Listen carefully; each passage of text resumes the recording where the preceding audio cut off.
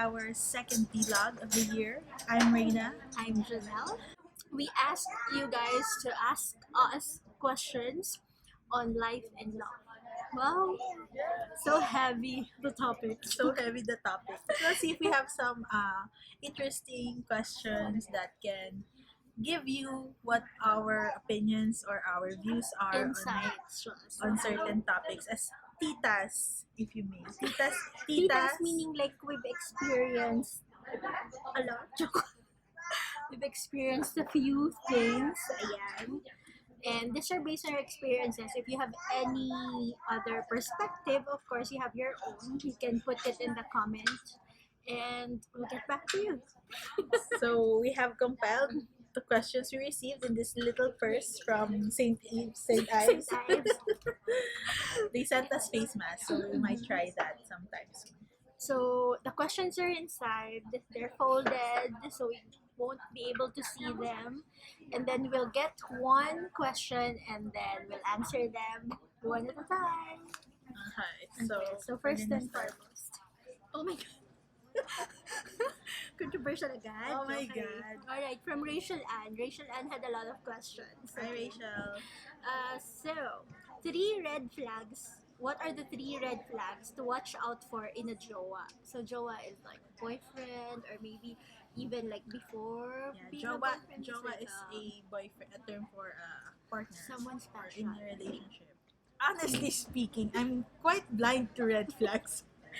Actually, I admit it. When I was in my past relationships, I would always, syempre, di ba, you say love is blind, ganyan. So, minsan you don't see the red flags right away because you are still in love. But, I guess later on, one of the red flags is yung they don't let you look at their social media, or they say that they don't have social media, or wala silang Facebook, or I my don't have secrets. Instagram, Ayan. and you don't see their online presence. Parang ganyan. Okay, that is so weird because if someone doesn't have an online presence, it means like they're just too traditional or they're keeping a secret.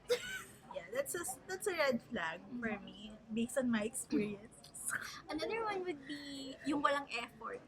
Okay. Yung hindi ka masyadong ini-effortan. Like, doesn't have time or um, doesn't make you feel special. Kasi, different lang tayo kung ganun lang din pala, right? Saka ano din, like, if you feel that you are exerting more effort than the other person, like,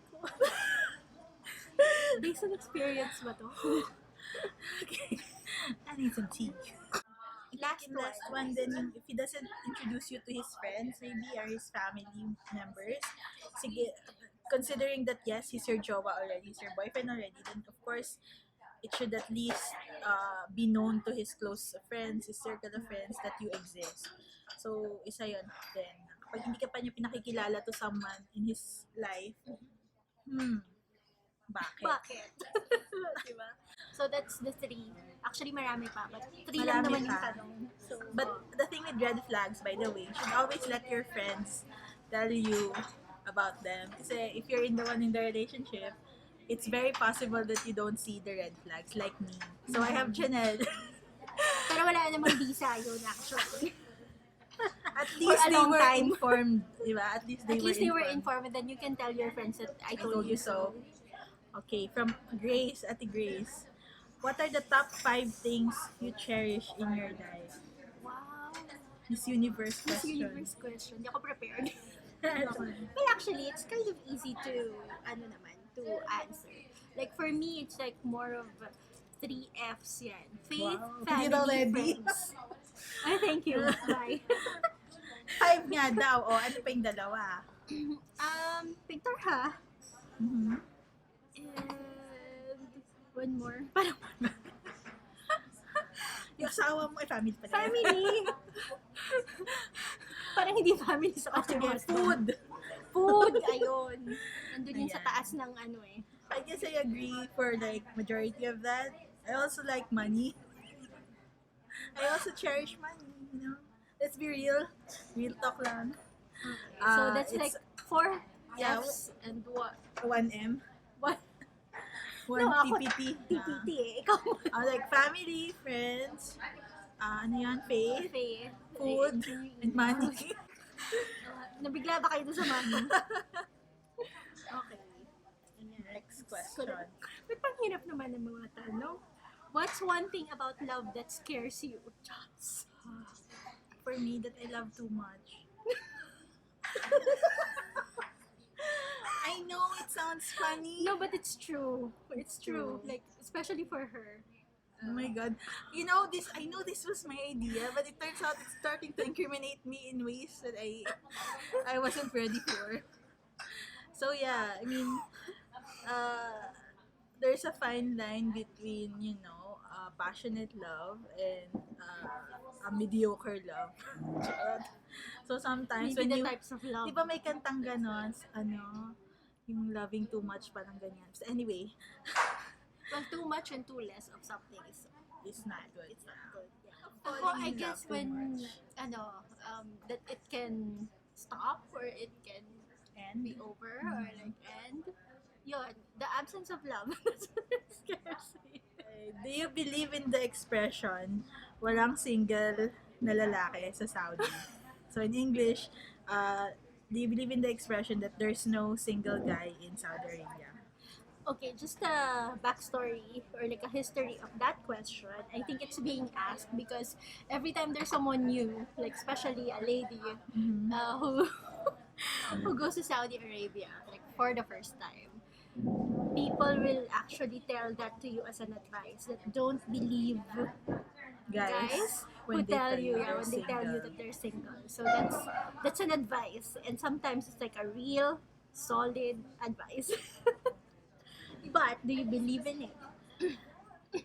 Well, I got married here. We got married here. So eventually we did find real single guys in Saudi Arabia. So as far as it being a general statement, I would say it's not true. It's not true because there are single guys, there are married guys, and there are liars. Pretty, di ba?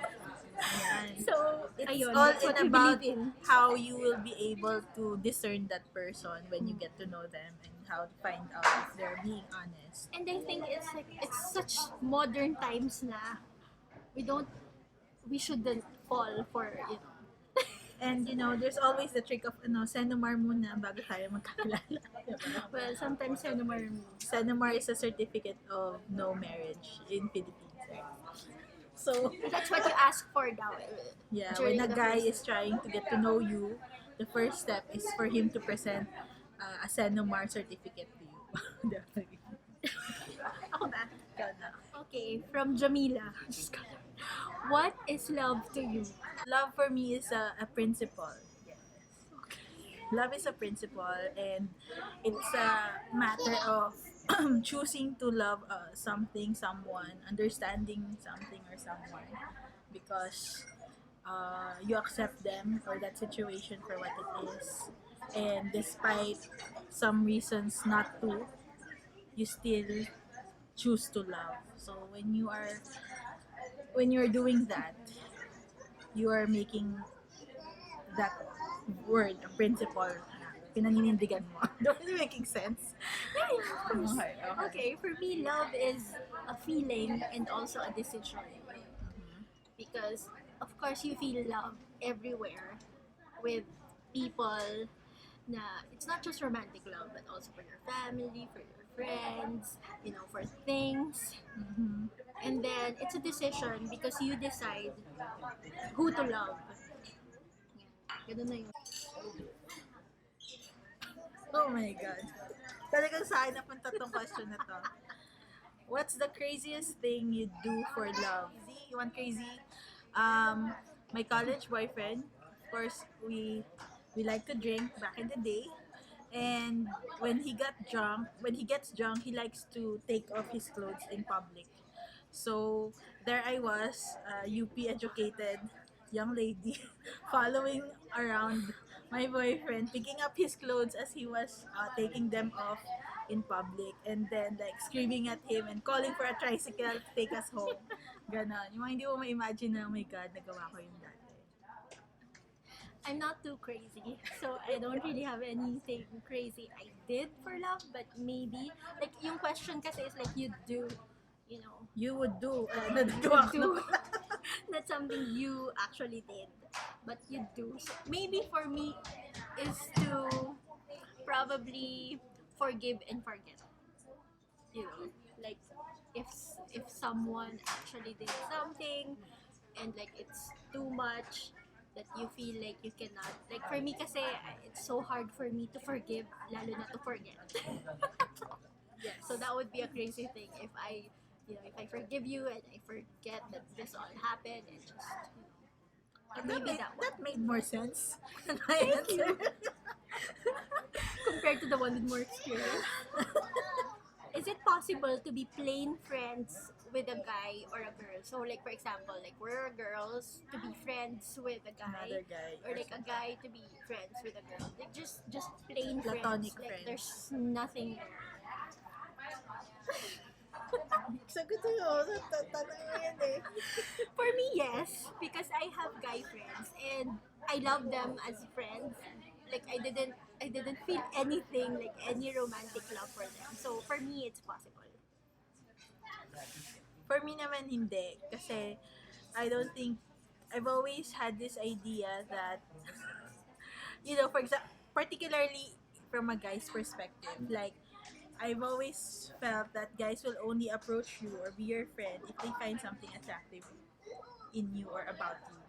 So whether it ends up as being platonic, yung bang the initial approach was triggered by maybe your appearance or something that they liked about you. So parang like Aren't malisyoso you, daw ako. aren't you, like, don't you become friends with someone you actually like? I mean, like even without the romantic part. Like, as in, like you have the same beliefs or like ideas, interests, hobbies, di ba? Ganon. Like I feel kasi that guys always have that agenda. Like they always have that agenda towards you, and like if a guy needed a friend, he'll go to another guy. Of course not. Like, why are my friends? Okay, maybe she doesn't Yeah. have friends or like. Actually, I do I have straight friends? I mean, straight guy friends. If Baka I naman ikaw lang yung may feelings for every guy. Grabe, ang ganda ko ah. Guess it's a ano rin, environmental thing. Maybe it was growing up in Saudi, Yeah, I and know, that's when why. Like, when you're first approached thing. by guys here in Saudi, yung mga lagi kang, ba't mo kinakausap? Parang ganon. Parang may Laging, hidden agenda lang. laging may ganon. Okay. So, that's my opinion on it. Okay. What would you do if you find out that your boyfriend is married? Simple. Break up with him. First and foremost, I'll get angry with myself kasi ang tanga-tanga ko. Diba? Kasi parang at this time and age, parang ano ba yun? Ba't di ko nalaman? Or like, was it like being too blind? Yes. Diba? Like, we'll just understand things because of love. But Of no, love. like, Like love is like a love. so yeah, break up with him. Ayan. Kim, can you be friends with an ex? Well, I mean, based on my experience, siguro hindi na lang. I mean, it depends on you. Okay, so for example, for me, it's not, I mean, it's fine. You could be. If we can be friends. It's also fine if we're not. I mean, I don't find it necessary to be friends with an ex. Kasi nga ex na eh, ba't kailangan pang umeksena? Ako naman, for me, it depends on how you guys broke up. So, if you guys broke up on a healthy note, meaning a mutual decision, or it was civil, nothing, no bad blood, then maybe, yeah, you could be mild friends. Maybe not as Maybe not immediately. intense, and not as immediately as before. And then, in my own experience, most of my past relationships didn't end so well. So, I am hardly friends with any of my exes. Kung nagpa-follow pa kayo ng Pink Tarha, Hi! how are ya? Yeah, so,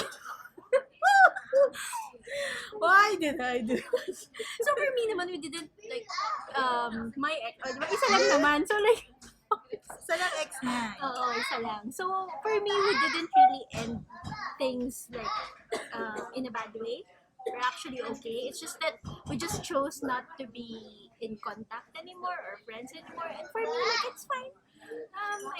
Like I said, I don't really find it necessary to be friends. So From Rachel. Dream career but underpaid versus so-so job but pays the bills and little wants.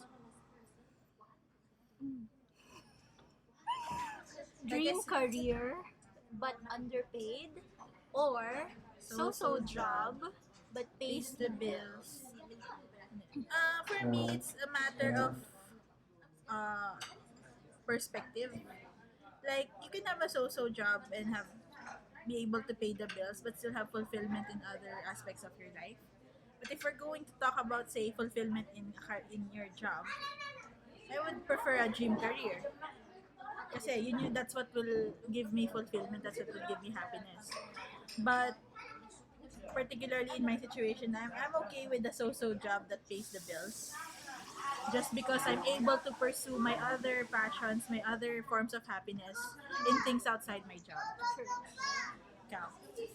Okay, honestly speaking, from experience, I think the dream career but underpaid situation, it's okay when I was like a fresh graduate because the passion, the energy, it's all there.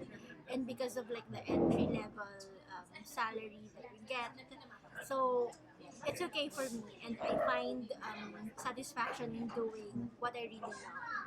I mean, without even thinking of like the salary, but needs change. I Over mean, time? over time.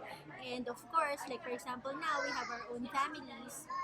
So I guess a so-so job is okay, especially now that there's a different priority. Like we have to provide for our family, so a so-so job that pays the bills is fine with me.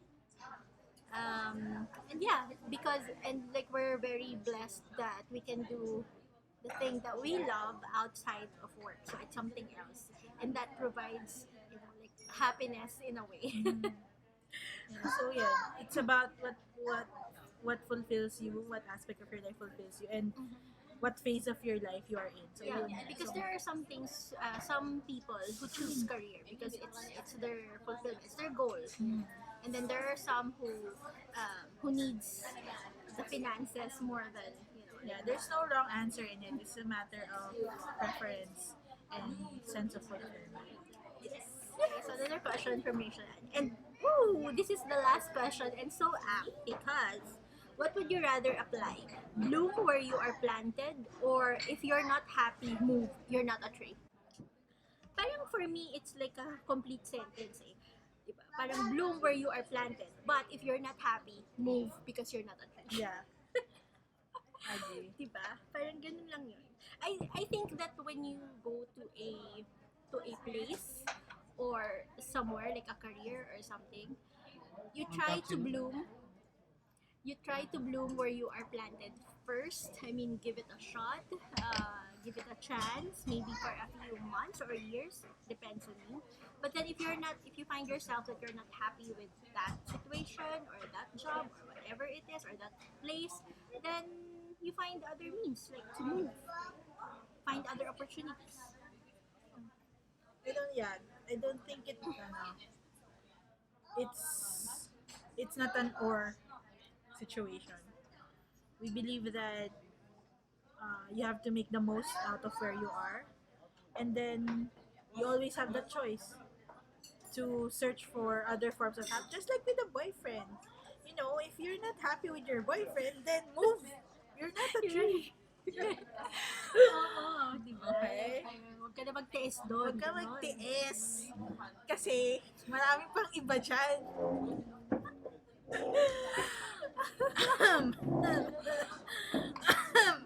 Your time will come. Amen. O, diba? So that's a great way to wrap it up and a great question from Rachel. Thank you everybody who submitted their questions and to our friends who we coerced to submit questions. Thank you guys for helping out on our second vlog. So I na hope na. you learned from our insights. Hindi na kami Yeah. nagtawanan dito.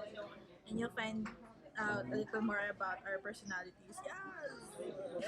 Halata bang we're like opposites? Which is a good thing. Which is a good thing. Yes. So, Janelle will be on vacation Oh next yeah, week. yes. I'll be I'll in the be on my Philippines. own. Oh, But I will update. alright. Kasi baka mayayat ako. Charot. Which could be a good thing. But yes, we will keep on uploading our vlogs for the next few weeks or so. We have a couple of events coming up, and we'll just update you guys on those on our Facebook page. Alright, so as always, thank you guys for watching, and bye! Bye.